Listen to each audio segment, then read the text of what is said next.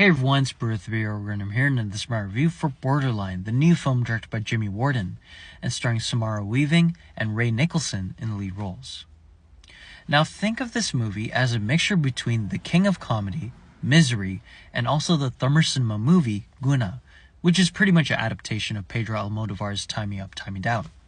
Now, Borderline starts off really well. It is very promising, it's very strong in the first half, and I thought it was pretty intriguing, even though the story was very familiar. I thought that the acting was really great, and the way that the direction and the way that the pace of the film was going was really good. It's the second half of this movie that kind of craters into chaos and kind of just...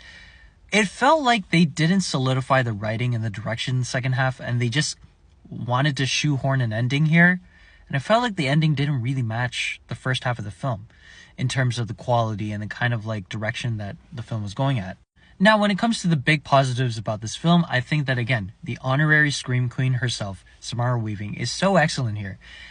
I think she is so good in the horror genre because, you know, she's able to capture the facial expressions and the kind of body language that someone in peril would have so excellently well. She's kind of perfected that at this point.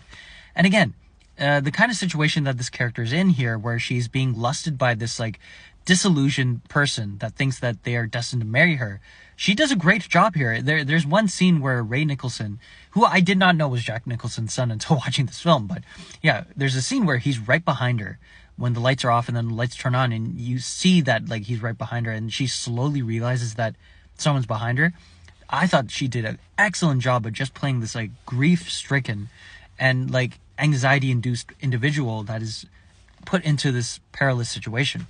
Ray Nicholson really reminded me of his dad here, because at times you felt like you're watching Jack Nicholson's performance in films like Batman and in The Shining, in terms of his characters in those films, even though obviously Ray Nicholson doesn't, achieve the heights that his dad achieved in those films.